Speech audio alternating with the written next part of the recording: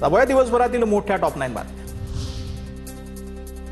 साताऱ्यामध्ये police प्रशासनाच्या मदतीने भाजपने जनमताचा अपमान केलेला आहे। अध्यक्ष उपाध्यक्ष निवडीनंतर मंत्री शंभूराज देसाईंचा भाजपवर घणाघात।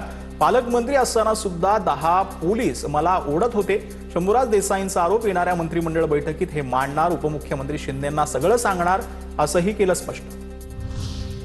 सातारा जिल्हा परिषदेमध्ये शंभूराज देसाईंना धक्का। सातारा जिल्हा परिषदेवर भाजपचा झेंडा। 32 जागांवर संख्याबळ दाखवत अध्यक्ष आणि उपाध्यक्षपद घेतलं ताब्यात।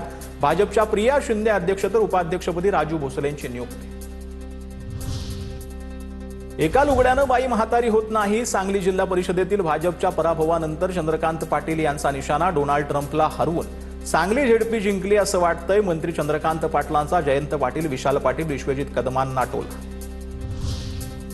सांगली झेडपी अध्यक्ष निवडीनंतर संजय काका पाटील आणि जयंत पाटलांमध्ये जुंपली। संजय काका पाटलांना आपणच भाजपासोबत पाठवलं होतं। जयंत पाटलांची प्रतिक्रिया। तर जयंत पाटील भाजपात जाण्यासाठी आग्रही होते। जयंत पाटलांनी कुणाचे उमरे झिजवले याचा मी साक्षीदार। संजय काका पाटलांचं मिश्किल प्रतिक्रिया। विधान परिषदेच्या 9 जागांसाठी पुढच्या महिन्यामध्ये निवडणूक होण्याची शक्यता। विधान परिषदेतही मवियाला एकच जागा। 8 जागा महायुतीच्या पारड्यामध्ये। मवियामध्ये एका जागेसाठी रस्सीखेच। राजकीय संन्यास घेण्याचा निर्णय संदीप जोशींकडून रद्द करण्यात आलाय। विधान परिषद आमदारकीची टर्म संपल्यानंतर 6 महिन्यांचा ब्रेक घेऊन पुन्हा सक्रिय राजकारणात होणार असल्याचा निर्णय त्यांनी घेतलाय। मुख्यमंत्री फडणवीस आणि केंद्रीय मंत्री नितीन गडकरींनी समजूत घातल्यानंतर त्यांनी हा निर्णय घेतला। वनतारा विरोधामध्ये दाखल याचिका सुप्रीम कोर्टाने फेटाळलेली आहे। वनतारामध्ये कोणत्याही प्रकारच्या कायद्याचं उल्लंघन नाही। सुप्रीम कोर्टाची टिप्पणी पाहायला मिळते। वनतारा विरोधामध्ये करणार्थम विराम या संस्थेने आता दाखल केलेली याचिका।